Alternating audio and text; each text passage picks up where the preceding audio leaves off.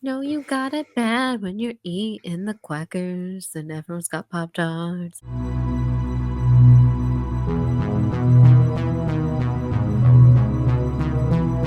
Hello, everyone, and welcome back to Hate Spinnerbait, the podcast where we hate spinnerbait, but we love the wicked. Yes! Oh my god. Yes. Y'all. Yes. Absolutely. I'm Michael Landon. With me, as always, is Bethany. Bethany, how was your holiday?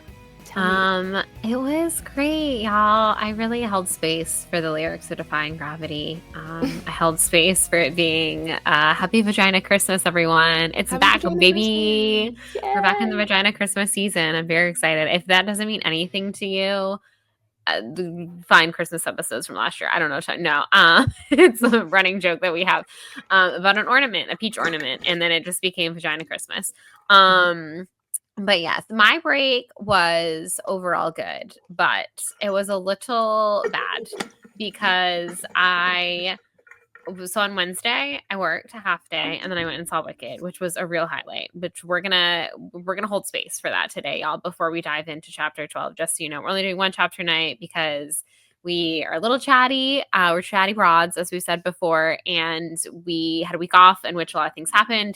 Big Taylor Swift release, Target, mayhem. We had obviously Wicked, which we must discuss. We cannot wait till Chaos Thursday, everyone. We must discuss it now. It is of utmost importance. It's my entire brain since I've seen it. So obviously that was a real highlight. And then I woke up violently ill on actual Thanksgiving. So I had plans to make a whole meal. I had purchased things to make a whole meal, and I did not eat a single thing all day because it was just, could not hold anything down. So that was a real bummer because you're like looking forward to break from work and then you're sick. So that sucked.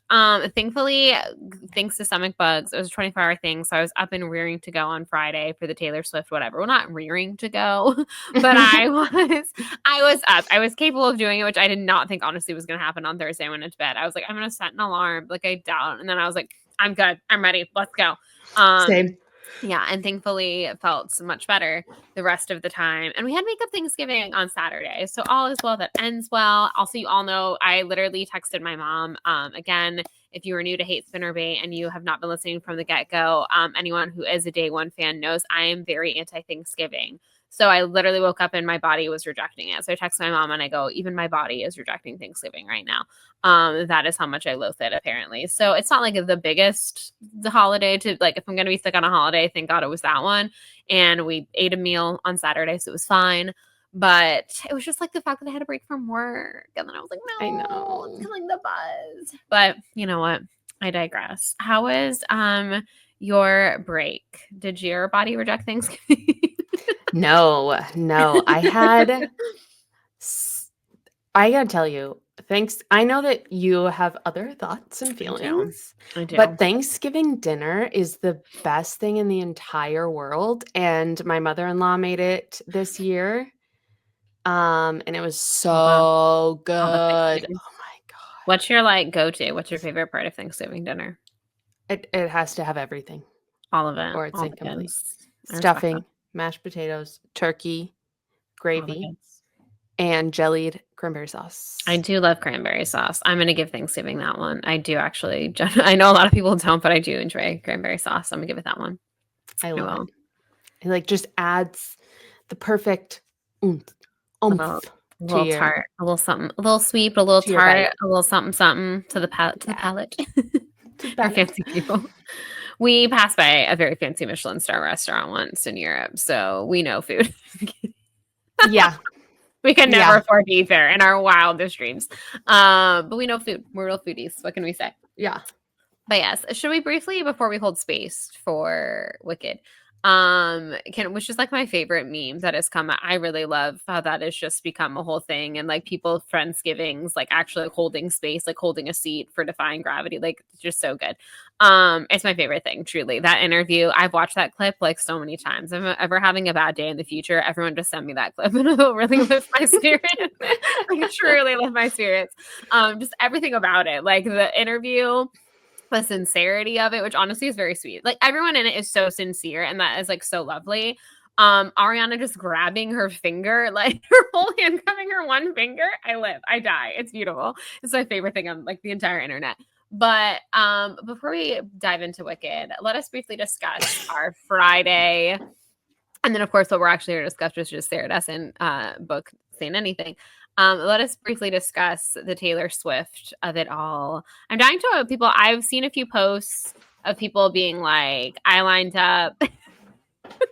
Okay. Like we can still see him. I don't. Now everyone's gonna see him just crawling on the floor. I don't know. That makes it better. That really made my experience personally. That was fantastic. I also love that we have a little Christmas in the background. I just noticed that as well, thanks to Andrew crawling. Oh, look at that. It's Christmas, y'all. Merry Swiftmas to all who celebrate. But yes, speaking of Swiftmas, I am intrigued. Please let us know in the comments or on this video if you're watching us on YouTube, plug, and the comments on wherever you listen to this podcast or on our Instagram post, wherever you feel the need to comment. I want to know what your Target experience was like if you went, because I'm so intrigued. Like some people were like, I showed up at 8 a.m. and there was like a bunch of stuff and I didn't have to wait in line, suckers. And the other people were like, it was gone in minutes. Also, thank you. Sorry, I know that was really loud. Anyone who thought that people were lining up for the book, like that wasn't it. Like the book was a bonus. Like I was like, I'll get the book if it's there, but that wasn't the purpose. The purpose was the vinyl. And I thought that would be in more limited numbers. So I was going to absolutely was. At least at my Target. It was in very limited numbers. I got in, Target opened at 6. I got in at 6:05. They were completely sold out. My friend Victoria, shout out, went to Target on Saturday night casually and got one. That's crazy. That's so weird. It is so funny, like how it is, like how that is. But I'm very happy for anyone who was able to like, get it casually. But also, like this is the least wild thing I've done for Taylor Swift. So like it wasn't really that crazy. I mean, it's wild to me to like get up and do the whole like lining up for Black Friday thing because I've never done that. But neither. Obviously, we have done crazier things in our fandom and our love for Taylor. So, like, it was the least I could do. It wasn't a big deal. I've been waiting for the anthology on vinyl. I've not bought any version of TTPD, literally any, because I was like, I'm waiting. I know inevitably she's going to drop it, and I want the full thing. So, I think it was worth it. These ladies behind me were like so annoying. That's my one complaint. Like overall, it was great. I told Michael Ann this already, but the girls in front of me were fun. They were like, everyone was there, like in their Eras Tour merch, whatever. Like we all knew we were there for. And right before it's like 5:59, the Target doors were about to open. They put on "Applause" by Lady Gaga, which of course is like the song that basically comes on right before Taylor enters the tour. So I was like, that's fantastic. Like that was really funny. And I thought they were great. But the ladies behind me were driving me up a wall because there was this one lady who like clearly was into it, but was trying to act like she wasn't. And I was like, ma'am, you're here lined up at 5 a.m. with the rest of us. Like if you're trying to be cool, like it's like cringe culture doesn't exist here. Like I don't care. I'm proudly here. And she kept acting like Taylor Swift, like, because the whole thing was she was 43. She says like 18,000 times. And she was there with her younger sister. And like I could tell there was an age gap between them. And she made it act like she went to the show more for her sister. And I'm like, I think you were into it. And like she was here because her sister wanted the book. And she was just so surprised they bought their little cousin a shirt and that it's so big because like with a predominant amount of her fan base being children. And I'm like, I don't know. Like look at the line of people you're in. Not anymore. I don't really think that's true. She's been in the biz for a while. And also there's nothing wrong with having children fans either. Like that's not the point. But she was just like, so like, I'm too cool for this. And I was like, you're not impressing anyone. Like all of us are happy to be here. We are excited to be here. Like, shut up. Like she was so annoying. But yeah, my Target did it kind of weird. They lined us all up outside. They came out with a little flyer, like showing you where the Black Friday deals were. And they asked you like, are you here for Black Friday? Are you here for Taylor? And all of us were like, Taylor, like 90% of us were. And they're like, okay, there's going to be a stand right when you enter the store. You can't miss it. Cool. So I think we're going to go in there. It's just going to be a free for all. We do it. I think maybe once they went out and checked with the line and saw that 90% of us were there for Taylor, they may have been like, that might not be good. We don't want like people fighting over Stanley's incident. So they potentially smartly decided to go ahead and just have us line up when we entered the Target. The only problem was they were like, hey, line up by the greeting cards. We're going to have you enter one by one, yada, yada, yada. But then the line was too long. And the people that were just trying to enter the store for normal shopping were like, what is this line? And we're getting blocked. So they're like, we're going to move you to the back wall to like get the Taylor Swift fans out of the way, Except for then they just made an announcement, we're moving the line to the back, and then everyone just starts cutting each other. And I was like, that's not fair. Like, I lined up at 5:20 outside in the cold, and now these people that I know are behind me in line are getting in front of me. So that I was like so worried, because you had already texted me that the vinyl was out, and I was like, I swear to God, because we moved the line to the back wall, I'm gonna be so annoyed. So they had us there, and then it was weird, like right when you got to like the entrance point, like where the display was, they asked for your name and phone number, and I was like, what is the purpose of this? And I saw some people online say that when they were waiting out in the cold in places where it was like snowing, Target has this like thing basically, and it held their place in line, and then they got a text when the store opened, and they just came into the warm and did it. No, they let us wait outside in line, and then right as you were about to enter, they asked for it. And I was like, what is the purpose of this? The only thing I could think of was they were trying to get a head count, so that way inevitably they could tell people like, hey, we're out of this, like if you're in line for this, whatever. I'm not really sure, because they probably knew like the quantity of things that they had, but it was kind of weird. Anywho, I ended up getting it. Yay. I picked up a vinyl for Michael Land because she obviously did not get the opportunity to. It then did restock online, so she bought it online because she knows I'm terrible at shipping things. So I think she was like, that's never going to get to me. I will inevitably see her in person. I would give it to her, I promise. I really was going to ship it. I was like, she's going to be so proud of me and so amazed. I'm going to ship this so quick. And she's like, oh my God. But yeah, but she knows me too well and was like, nah, I'm just going to get it. So anyways, but we had one for her just in case, everyone. If you were following along with us on Instagram, everyone got it. We were happy. We have the anthology. We have the book. All's well that ends well. But the little girl who was taking the names and numbers, which again, I don't really understand why, because there's like a few people like Target employees working that line. The little girl? Did you just say the little girl? She obviously just not a little girl. Target is not employing underage people. They're following labor laws, y'all. But she was like, I don't know, anyone younger than me is a little girl, She was clearly like a woman in her 20s. Anyways, but she was little. She was like this little petite thing. And she was like sweet. She just walked up and she was like, what's your name and a phone number? And then I got this text that was like, you were in line for the ticket. And I was like, yeah, I've been in line for an hour. Now that I'm about to enter. I still don't understand it, but it was whatever. So anyways, they were all really nice, really helpful, doing the best that they can. Again, they are there at the Butt Crackathon working on Black Friday. Thank you so much. Like, y'all were awesome. But anywho, I get out of line. I just get mine. I'm, of course, super nice to everyone because I'm so thankful. Like, it sucks that you had to be there that early and deal with all this insanity. Like, thank you so much for being here. You rock. So, I thank all of them, whatever. And that woman who just took my name like 10 minutes ago is standing with two other Target employees and crying. And I literally walked by and I go, tell me who it was. I will kick them. Like, I literally went up to the Target employees because I was like, oh, fuck no. Like, no. And I was like, I hope it wasn't a Swiftie because, like, don't give Swiftie bad names. Like, we were good people. And so she, like, laughed or whatever. And they're like, see, she's got your back. And I was like, you're doing so great. I'm so sorry that people are mean. I carried on in my way. But I was like, what happened? I saw her like 10 minutes ago. She was taking people's names and numbers. Like, how could someone have been mean to her? So yeah, be nice to retail workers right now, please. Like, it is the worst time of the year for them. Like, please show some grace and some patience. But yeah, I was like, don't make the little girl cry. Yeah, don't make that little girl cry. That little girl that was collecting our numbers. Nobody collected my name and phone number. Interestingly enough. Yeah, it was very strange. I was like, I don't understand the purpose of this. I was like, is this market research? Am I about to start getting on some mailing lists? I got real boomer about it for a minute. It was like, I don't know if I should be giving out my intel. Excuse me, what are you going to do with that? What are you going to do with that? I was like, whatever. I'm like, oh yeah, Bethany, this is my number. But yes, that is that. Are you ready? Are you ready to discuss The Wicked? Wicked. Yes. We need, this is what I've been waiting for. I've been sitting here patiently. Just waiting for it. Just dive in. Speechless. Yeah. Speechless. Brilliant. Cynthia and Ariana both killed it. Good. All the Oscars. Give them all the awards. Just give them everything. Don't even bother with anyone else.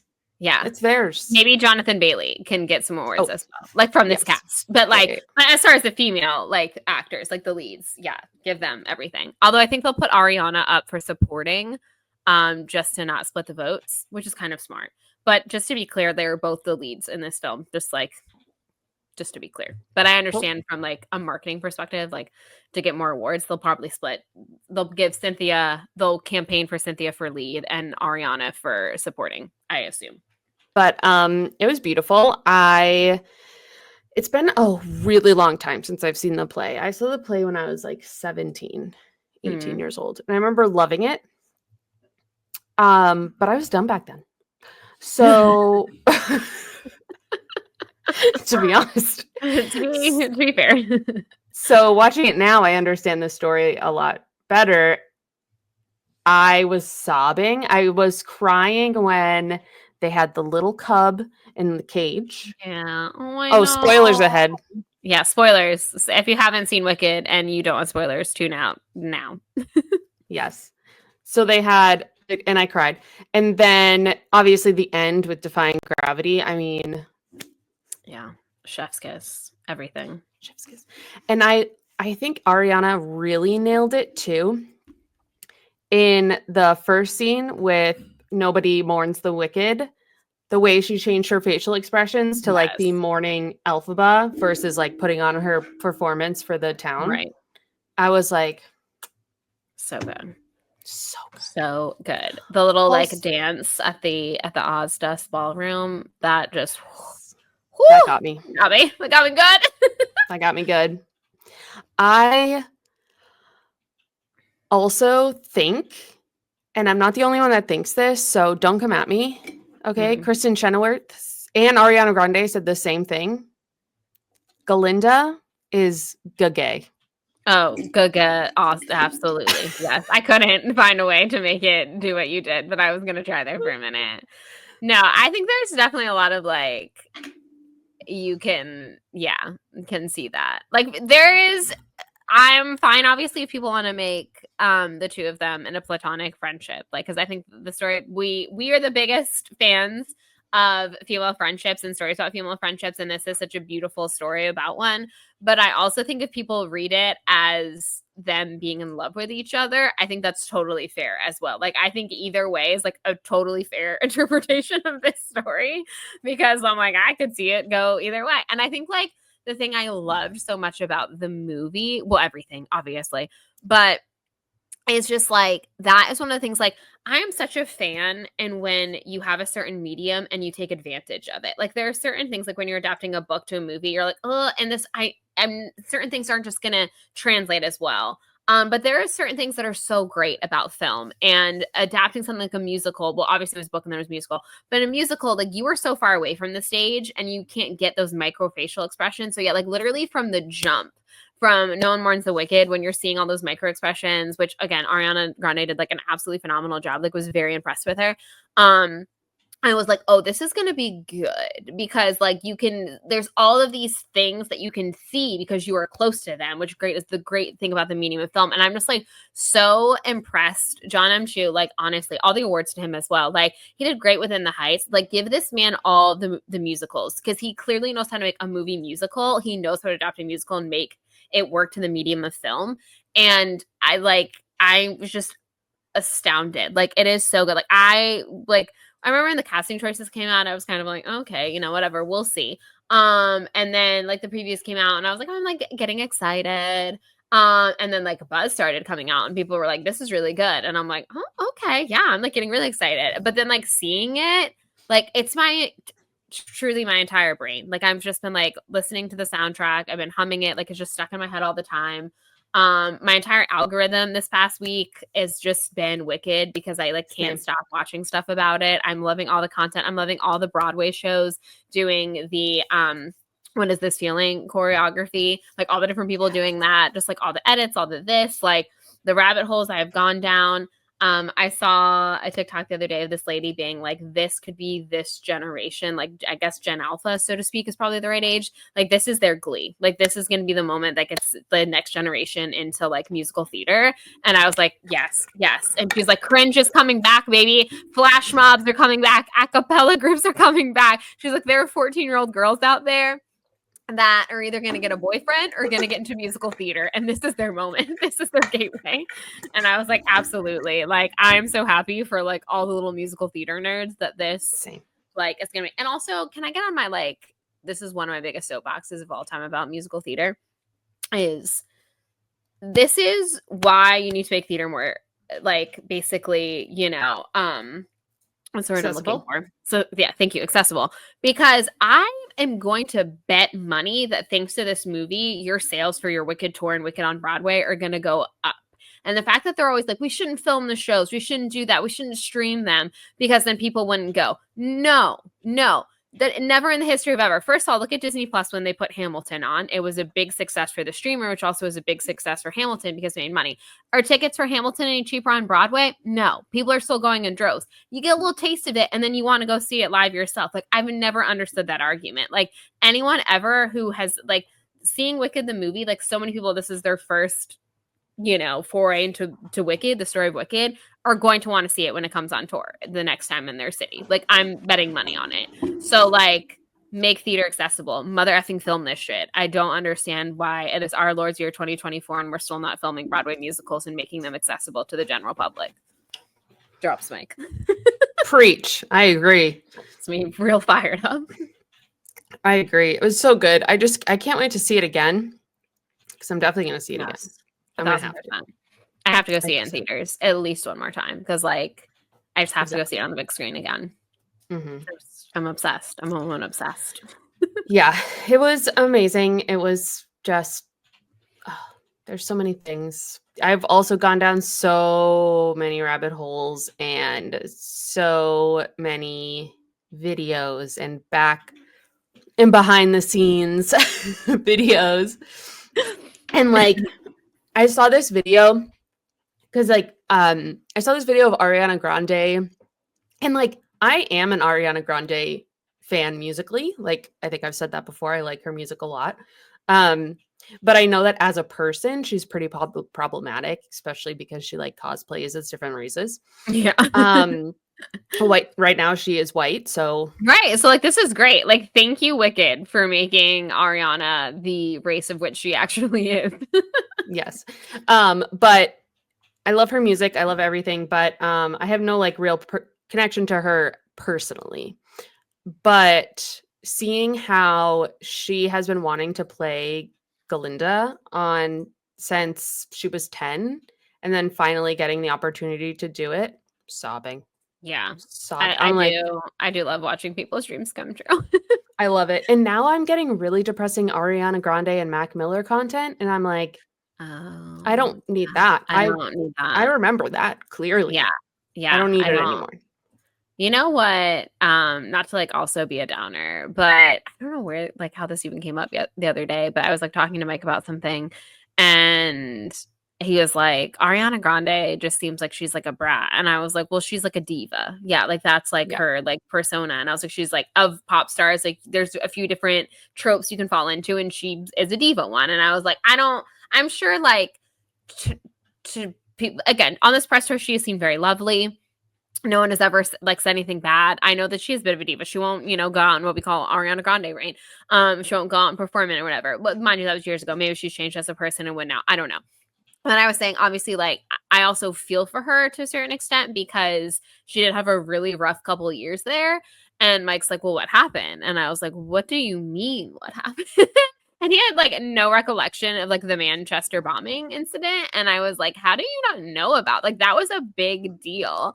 And then like, just seriously, like a very rough couple of years. And it's like on that regard, again, I'm sure she's probably not the greatest person ever. I don't like the fact that she puts on different races, but I think she's probably, she's a very loyal person. She's a massive musical theater nerd. Like, this is a dream role for her. And just like on a human level, you have to like feel for her. Like, you have to be happy for her on that. So, and again, she really blew me away in this role. I think she literally was born to play this.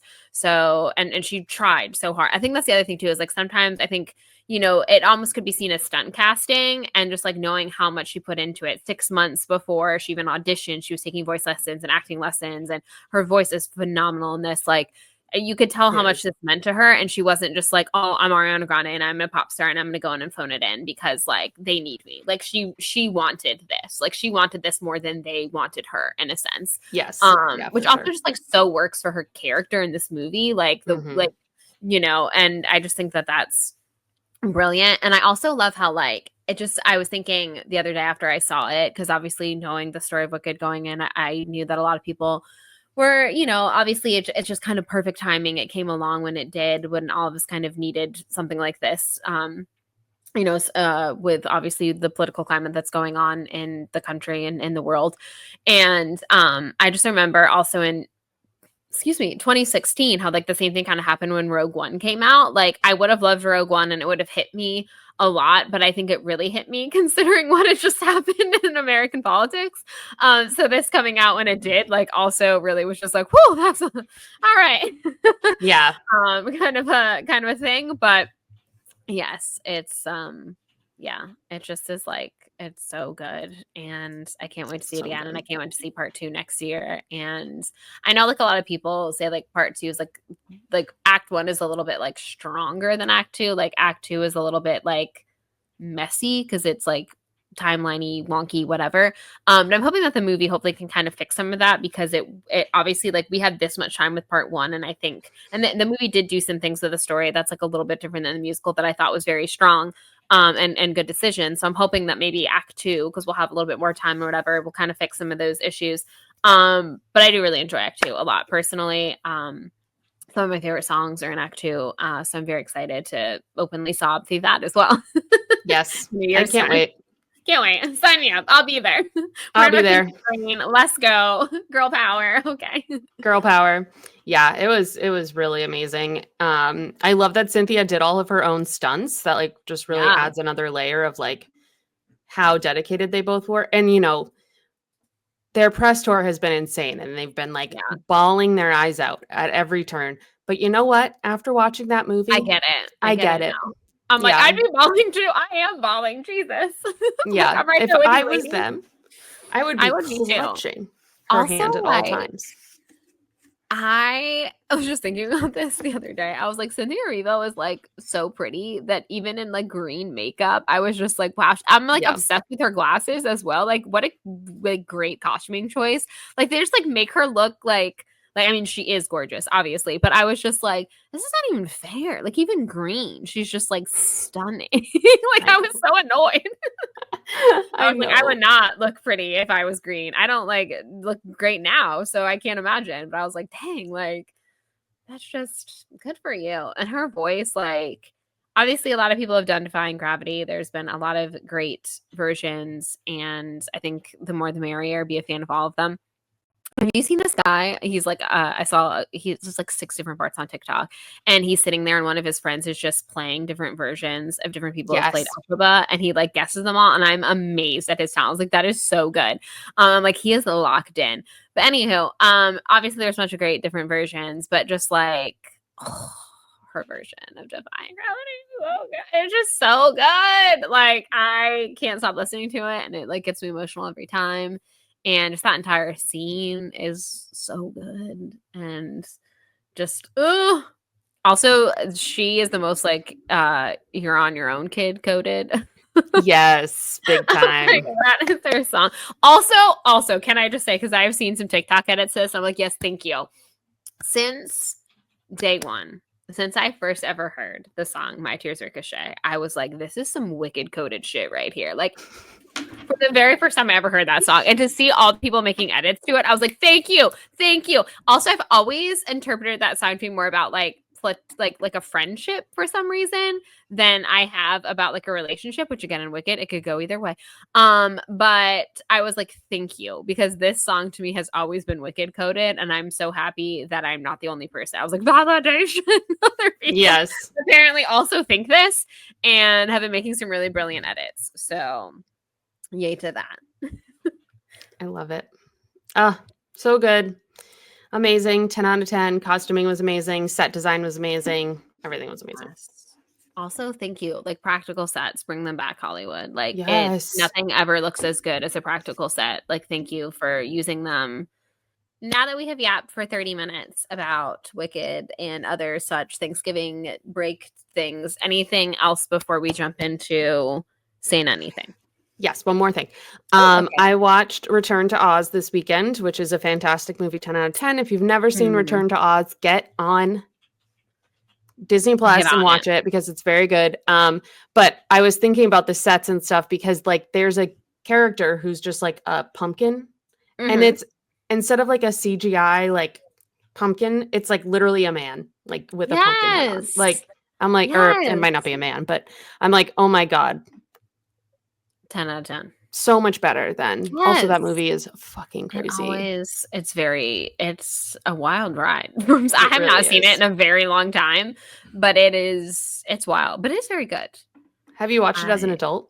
No, I don't You think need so. to.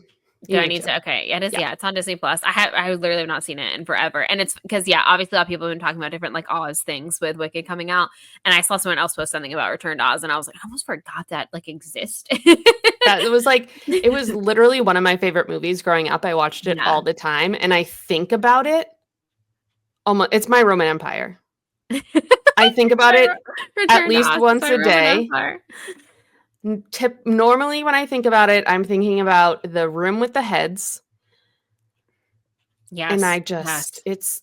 it's I can't even. But anyway, Those now are the feelings. we should Oh, one probably get you to more oh, yeah, one more thing. So speaking of Oz related content, I also recently learned that my friend who again was the one who initiated like the girls trip, not trip, but like girls viewing, I guess. The more I swear to God, y'all, the more she says, I'm like, what? She was one who didn't know it was a musical, and I was like, that's kind of shocking, but okay. And then didn't know that it was related to the Wizard of Oz, and I was like, what? That I can't understand. But now I understand because she just realized after watching Wicked this weekend, she texted me and she goes, I actually realized I've never seen The Wizard of Oz. I've only ever seen The Wiz. And I was like, you've never seen The Wizard of Oz? Like, that's wild to me. So that's now required viewing for her, obviously. But I love that obviously. her only like Oz experience has been The Wiz, which like respect. Like honestly, it's not the greatest movie, but it's like it has a cult following. It's good in its own right. And yeah, so that was just really funny to me that she now has realized she actually has never seen The Wizard of Oz, and I was like, well, no wonder none of these things are making sense to you. Right. Oh my gosh, I love that. I was like, Welcome yeah, to I Oz. really, yeah, welcome to Oz. I'm really gonna need you to go see, to go watch The Wizard of Oz now. Um, Yes. I was a big Wizard of Oz girly when I was little. I dressed up for Dorothy for Halloween. I think like at least 3 years. It was really I just loved the ruby red slippers, y'all. I was really into that. Maybe probably Dorothy. I dressed up as a witch like a million times. Got to. If you weren't in your witch era at some point, as a child for Halloween, what were you doing with your life? Honestly. Truly. Okay. Shall we Shall get we? to the point of this episode? Yes. We're doing it now, everyone. Welcome back. If you bopped out for a minute for Wicked spoilers, we're now gonna actually discuss chapter 12. Yes. And speaking of how this generation's Glee came out, I was like, yes, I still as a millennial woman recap our podcast, being like, and that's what you missed on Glee, because that's just in my head forever. Okay, quick recap. Golly, I don't know, it's been a minute since we've read. What did we most recently read? Stuff you know, our girl Sydney, she's her brother. It paralyzed a guy in a drunk driving accident. Mom is like about it. They had a dinner. That's what we most recently read. They had a dinner, and this like family rights lady, prisoners rights lady came over, and the lawyer came over, and the lawyer honestly was the only one talking sense, but mom didn't like the sense he was talking. And there's the Chatham family, and they're lovely. Layla is great. Mac is great. Mrs. Chatham is great. Rosie and Dad we don't know as well, but they seem pretty great.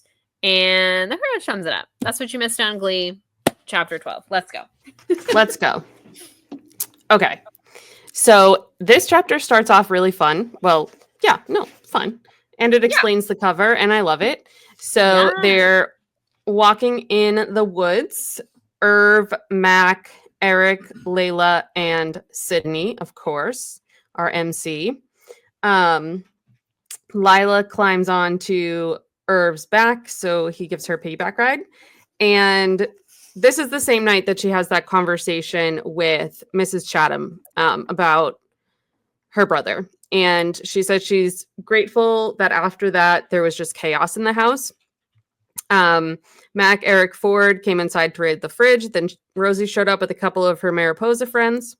We'll talk about them. And Yeah.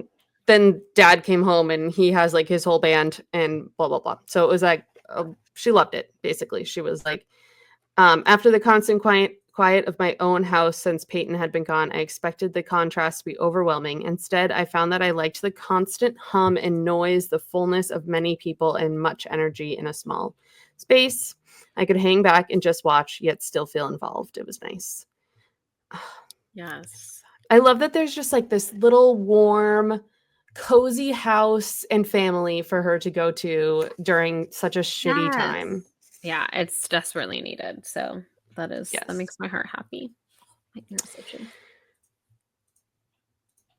So yes, so they're walking in the woods.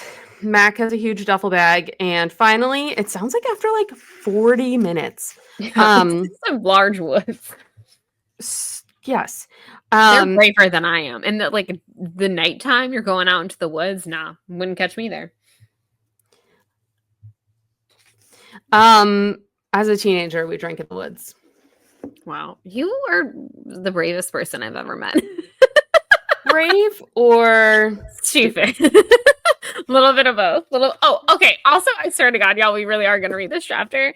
But this is another thing that happened in the week that you all missed. So Michael mentioned that she wanted to like do a girls thing where we would just go and like scream in a cabin in the woods or whatever. We've kind of like mentioned it on the podcast a little bit. Well, she actually put it together, and it's a whole group of us, and it's gonna be delightful. We're gonna go in the spring, yay! But she put a group text thread together to, you know, kind of introduce everyone, look at some options, see what dates might work for people. And I was at work. And I am not someone who can like have my phone on me at work because that's like constant go, go, go, patience, blah, blah, blah, whatever. And I didn't even have a lunch that day because sometimes I work through lunch, and it happened to be one of those days. So all of a sudden my Apple Watch starts blowing up and I'm like, what is going on? And then I get a separate text from Mike Land being like, hey, sorry, you're going to go to work and like see like 18,000 text messages, like started a group chat, da, da, da. And I was like, okay. So yeah, when I got out of work, I had like no lie, 200 text messages. And I scrolled up, baby. I was like, I'm going to catch up. Like, what did I miss? So I read the entire thing, like in like a Walgreens parking lot, I think actually, because I had to like run to the store that night. But anywho, just had to share that with you all because it was very funny. Oh my gosh. I can't wait for that trip, by the way. Yes, but yeah, speaking of the woods, I was like, speaking of screaming in a cabin in the woods. But yes, the rules are no men, no Republicans. So we're very excited. Yep. There is one boy coming. His name is Hudson. Yeah. He's a puppy. He's so cute. So he's allowed because he's a furry boy. So we like our little furry friends. Also, you know, she kind of the person who asked if it was okay, which was very nice. Was like, hey, is it okay there? Blah, blah, blah. And I, of course, am the only person who's allergic to dogs, and I was away from my phone the whole day. But it's totally fine. I have been in a house with dogs. I live with a hypoallergenic dog, so it's different. But when I like go to my in-laws, I stay. So I wasn't. She was it's a golden retriever, right? Like I stay with golden retriever for whatever. I just have to make sure I take my allergy meds. So I was like, oh, I wouldn't have opposed, honestly. But it was just funny. I was like, oh, the one person who may have actually had an issue, but at this point, everyone else has said it's okay. So like 5 hours later, I can't be like, actually. But no, honestly, I wouldn't have opposed anyways. But it was just funny. I was like, okay, just have to make sure to pack my allergy meds. Yes, double up. But honestly, being out like in a different area than my own, I would do that anyhow because like, you know, there's different pollen and whatever. So like it's good. But yes, I'm gonna still love on him because I love doggos, even though their dander and fur doesn't love me. Yeah. But that's not their fault. They're still good boys and girls. They are. They're perfect angels. Yes. This world too pure. So they land in a they land.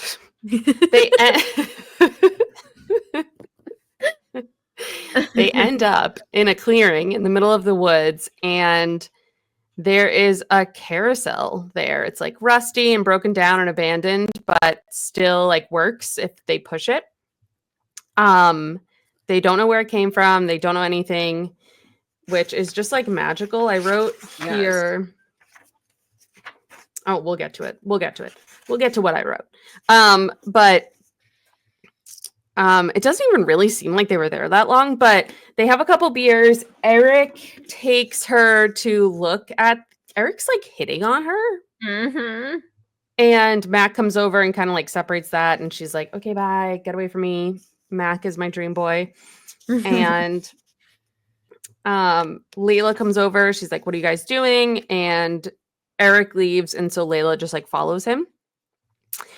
And it's just Wes and Sydney, and it's very cute. And he says, I'm sorry Wait, about did your you just brother. say Wes? Are we time traveling back to the Truth About Brother?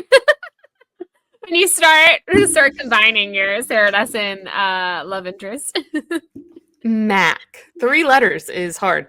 Yeah, Um, they're Mac. definitely. So he is like, I heard what your brother, I heard what happened to your brother. I'm sorry. And she said, it didn't happen to him. He did something. There's a difference. I love that line. I Absolutely love obsessed that with line. that line. Hmm. So good. I was like, exactly. Perfect explanation. Um, but she's like, kind of like, oh God, I shouldn't have gotten that mad. So she kind of like moves on from it.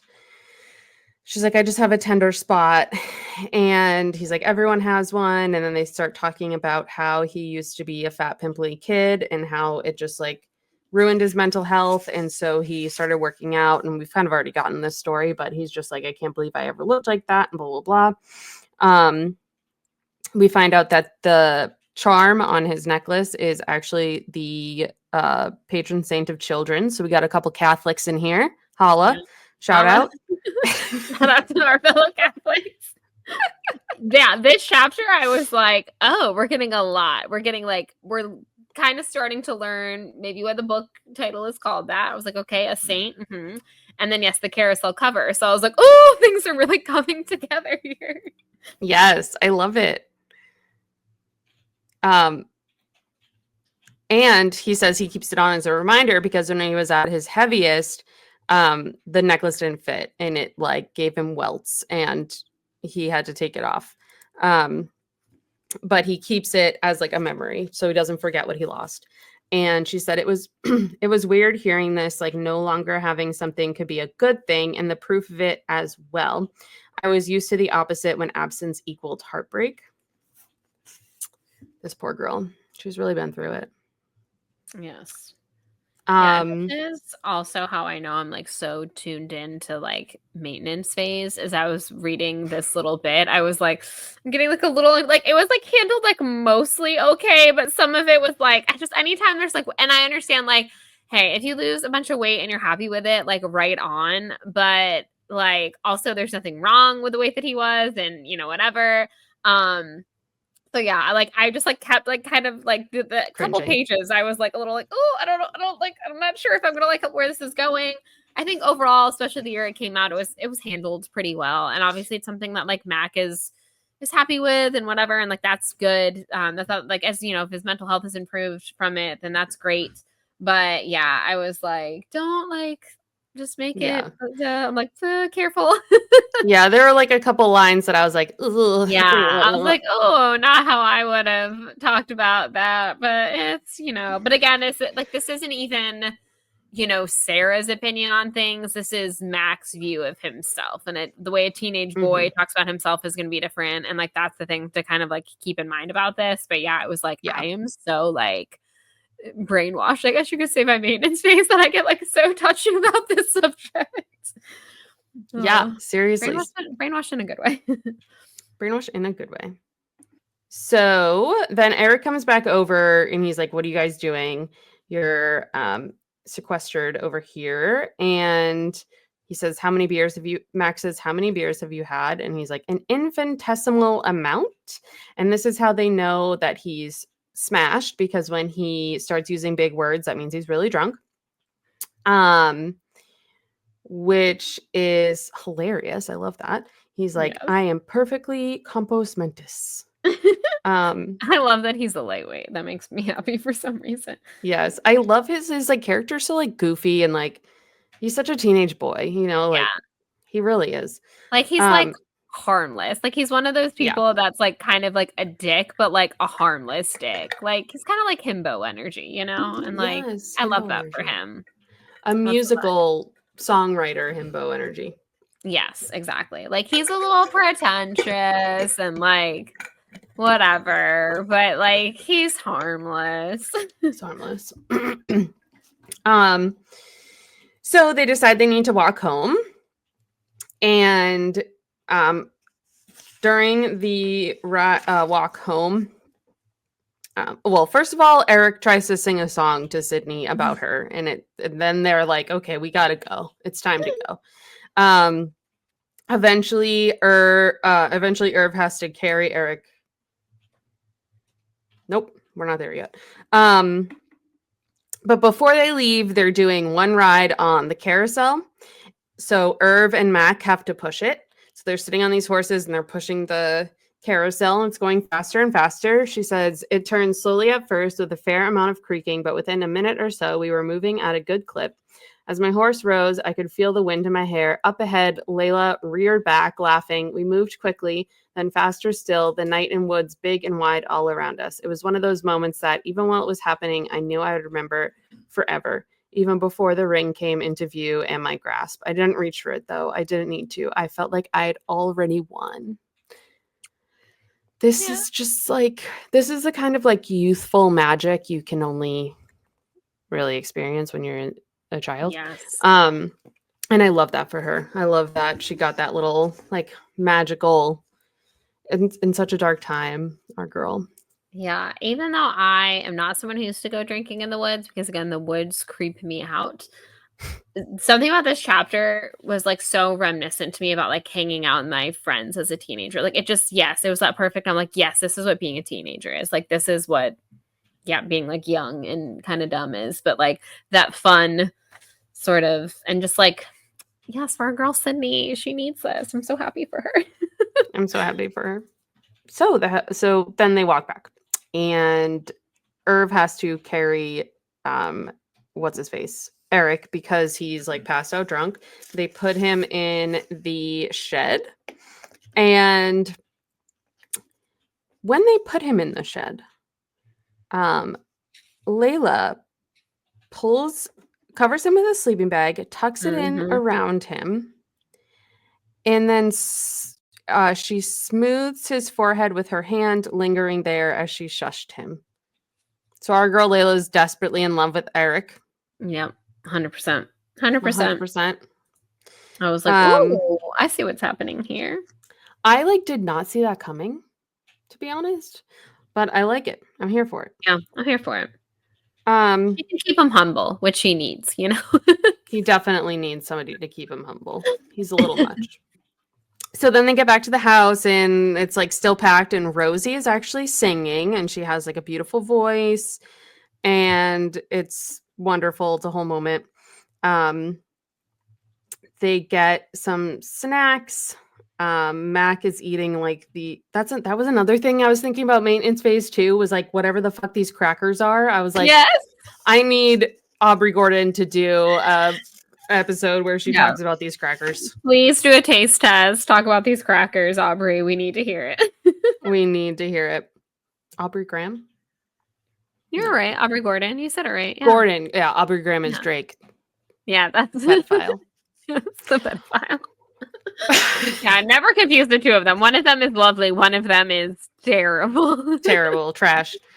Sydney eats his little crackers with his hummus, even though it's disgusting. And That's I when you love that. know that you've got it bad, ladies, when you're Hmm. willing to eat the nasty crackers with the hummus. Mm. Especially when there's warm Pop Tarts with Yeah. frosting right there. I also think it's interesting. Okay, my question about this Pop Tart scenario is are these unfrosted Pop Tarts that they then are putting frosting in? Or are they already frosted Pop Tarts that they are putting extra frosting on? Because I was like, I am a Pop Tart girly, but I've never had a Pop Tart and then dipped it in or put more frosting on it. I was like, oh, okay, I see you. I was assuming it was the unfrosted ones. I hope Frosted so. would Because be crazy. that just seems like a lot, right? If it was frosted, I was like, that might be Yeah. too sweet, even for me. And I have a terrible sweet tooth. So, yeah. Yeah, when your rest of your friends are chowing down on delicious warm Pop Tarts and you're like, yeah, I'll have your nasty grain crackers, Whackers. your quackers. That's when you know. No, you got it bad when you're eating the quackers and everyone's got Pop Tarts. Everyone's got Pop Tarts. Sorry, that's um, the end of me trying so to remix that song. so Rosie comes in the kitchen at this point and she's like, "Are those my Pop Tarts?" And Layla's like, "They didn't have your name on them, so we're eating them." And she has two friends with her. And the brunette had on leggings and a Mariposa sweatshirt featuring the trademark pink butterfly character I remembered from the Saturday morning cartoons of my childhood. The blonde was in shorts and a crop top, displaying one of the most perfect sets of abs I'd ever seen. So she introduces the brunette steps in front of them, and she's like, "I'm Lucy, and you are?" to Mac. And Rosie's like, "He's 17," and she's like, "I love 17. How old are Oh, you? You better be yay! 18." Yeah, I was like, I literally just put yikes there. Yeah. Didn't like that one bit. But they introduce her, and then the blonde is just like just stands there. She doesn't say anything. We don't even know her name. And then we find out that Rosie has decided that her and all her friends are going to sleep in Layla's room. So Layla and Sydney are going to be sleeping in Mac's room, and Mac is going to be sleeping on the couch. Yes. Mac gives up his room like a gentleman, like Like a a boy in gentleman. love. He's so sweet. Um, Mr. Chatham calls Rosie back in to sing, and Mac sighs, and Irv says, "How many beers has he had?" And says, "Not as many as he will," which I thought was funny, but also alarming. Slightly concerning. Slightly Yeah. concerning. I don't know, like that could go one of two ways. Yeah. Um, so yeah, she's like, "I'll sleep on the couch," and Lucy's like, "Oh, he's a gentleman." This like Lucy girl is literally all over Mac. It's like kind of weird. It would be uncomfortable even if they were the same age, I think, because Yeah. it's just Yeah. like so aggressive. She's Um, coming on real hard for someone who has shown zero interest. You just met him and he has shown zero like, reciprocation in this. Back off, Chicky Poo. yeah, especially because he's 17. So Layla's like, "I hate her friends. Like, they're so gross. If the little girls who bought their tickets only knew." And then they're singing, and Rosie's singing, and people are stamping. They're doing some bluegrassing. Lovely family Yes. night. I Yeah. feel warm Lovely. just reading about it. Right. It seems like chaotic, but like chaotic in a good way. Yeah. Mhm. So then we get a dot dot dot or star star star, and it's Yeah. about 2 hours later. They're in Mac's room. This is when we find out that Mac is like some sort of super genius who like gets clocks at yard sales and thrift stores and like disassembles them and then reassembles them to work better. Um, Also, in his room is a map of Lakeview dotted with pencil marks. And I would kill to see a map of Lakeview. Get me a map of Yes. Lakeview, please. Please. Can we get a map of Lakeview? Oh my God. Honestly, the dream. The dream. Yes. But yeah. And she's like, "Oh, he should like Layla's like, I wish he would go to college for like engineering or something, but he won't. He's just gonna run the pizza shop." And this is when we kind of find out that it's assumed that Mac is gonna take over the pizza shop, but actually Layla is the one that wants to do it because she has no interest in school or anything. And she's like, "Let me just take this business over and Right. let Mac like be who he's supposed to be." Yes. Um, Which is like sad and also just like very archaic. Like, well, grandpa passed it down to dad. So, of course, it'll go to the man in the family, will run the business. And it's like, why? Like, he has like he wants to go do something else. And yeah, Layla's there being like, I'll do it gladly. I don't want to effing go to school. right. She's like, "Get me out of here." Layla brings up the article here, and um, Sydney admits that she was worried sending it to her because she thought that they might judge. And she's like, girl, we're not like everyone else. Haven't you figured that out yet? Like, we're not going to judge. Like, come on. And Layla says, if it were me, I would want to apologize to David Ibarra. And she was like, I do.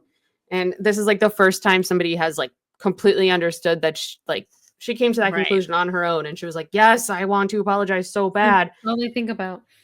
But she says like it wouldn't really do anything for him. It would only help her. Right. And yeah, she's like, Layla's like, if this was a movie, you guys would like fall in love. And she's like, well, this isn't a movie. I like that, which I'm like, that's so true. If this was like a Lifetime movie or something, that is how it would play out. Yep.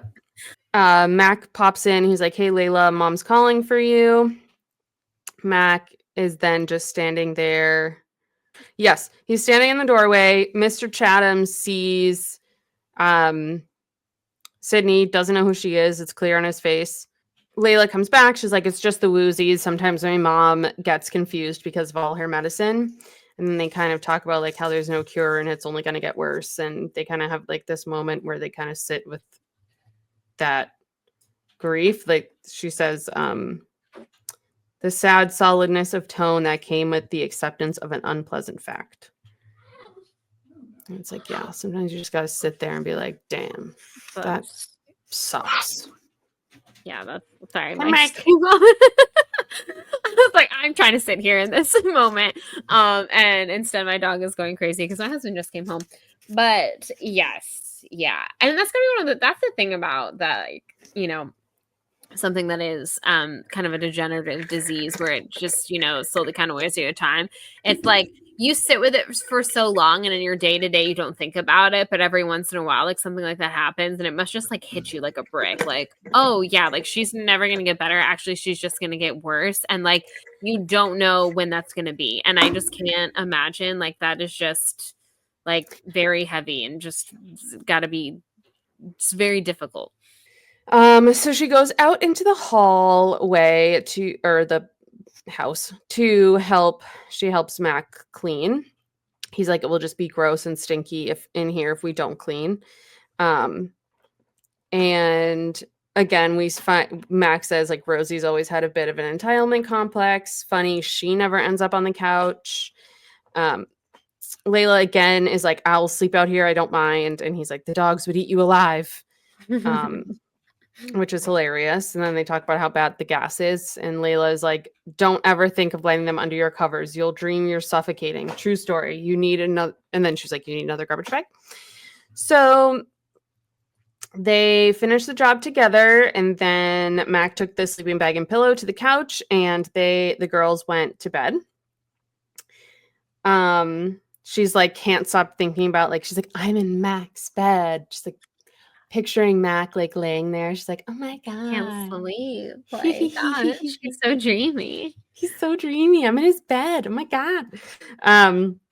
He has this alarm clock that he rigged to like display the time on the ceiling, which is interesting. Ahead of his time, I'd say. Yeah. Layla is like, I have to get up early tomorrow morning because I take care of my mom on Sundays. So she falls asleep basically like right away at 1:26. But Sydney is not tired. So she starts to hear voices in the living room. It's a girl's voice, and then there's like a lower timbre. And at 1:50, when things got quiet, she was like, oh my God, I have to pee. So she had to get out of bed. At 1:59, she went to the bathroom. The first thing she saw was Lucy, of course. She was in a tank top and pajama shorts, her hair loose over her shoulders. Mac was beside her. His eyes on the TV. He's like glued into this infomercial because he's like, yeah, he's like so uncomfortable. It's so like, girlfriend, you're at your friend's house and you corner this poor guy. Like, he is just like trying to sleep on this couch, and you go out there and they're like that's so awkward and so wrong. And like, people are so freaking Ames creeper, and now this Lucy. And I like, the other thing I think is very great about this, and not great about this, but like Sarah including this, is I love that like this entire book we've had this creepy guy, and I like that she chose this opportunity to be like, girls can do this too. Like you can also like, oh, I love 17, and like put like either way, like people can be put in like weird, awkward, pressured situations, and there is like such a, it's one of those things that I feel like sometimes it's like, oh, well, what guy wouldn't want to be hit on by older? They, a lot of them, like, no one wants to be hit on by someone that they don't want to be hit on. Okay, like, no one wants, Exactly. unsolicited, like, ugh, gross. Right. Exactly. So Mac is like, is everything okay? And she starts to head back to the bedroom, and he's like, hey, is the alarm clock bothering you? Because I can turn it off. At this point, Lucy is like laying her head on his shoulder, and he's looking at Sydney like, get me out of here, please, for the love. So she's like, you know what? Yes, I do need you to come in here and shut that off. Thank you. So they go in, they kind of hide in the room. And Sydney's like, she's pretty intense. And he's like, that's one word for it. And he like clearly doesn't want to go out there. And so she's like, you can stay if you want until she goes to bed. It is your room. Like, I'm fine on the floor. And he was like, no, I'm on the floor, obviously, because I'm a gentleman. They have a little fight over a pillow. She's trying to give him the pillow. He's like, I'm not taking the pillow. Back and That's forth, so back and cute. forth. They have like a little pillow fight. It's Little flirty very dance cute. moment. Yes. It's one of those cute Sarah Dessen couple moments. Yes. So then after a little while at 2:15 a.m., I like how we have a whole like timeline of this. Timeline of us. Lucy like opens the door and she's like, Mac, are you there? Like, hello? And they both just pretend to be asleep and say nothing. And she goes away. And and Sydney is like, just go to sleep before she comes back. And he does. They fall asleep, and she didn't think she was going to sleep well, but she does. But she gets jerked awake at 4:32 from a deep, thick dream. Interesting. The details of which disappeared the moment I opened my eyes. She blinked, rolled over, Tiki and Layla still curled up, and then Mac, who'd shifted away from the desk and now lay on his side, one hand stretched in my direction. He was sound asleep, I knew, and not at all aware of this. What you do in your dreams is never your choice, but it made me happy anyway. I'm just so happy that she's found this family. Like everything about this, like it's just like such a teenage night sleepover. Like I've had those nights at my friends' houses, like I said, like and just little flirty dance, creepy Lucy. But everything else, it just like warms my heart. This like that, yeah, she had this night and she has this family. Instead of being at her cold house where no one talks to each other and it's miserable. Yep. Oh, yes. Kind of like in a sense, a happier chapter for saying anything. Yeah, I'd say so. I'd say so. Yes. It was uplifting. It was warm. It was cozy. Yes. Cozy chapter, I'd say. Yes, a very cozy show. That's a great way to describe it. Yes. Wrapping up for today. That has been Saying Anything at chapter 12. Come join us on Thursday, where we will be discussing A Holiday Touchdown, a Chief's love story, a Hallmark modern classic, if I do say so myself. That's going to be chaos this week, besides what other random things pop into our brain. Probably more Wicked things, because that's our brain right now.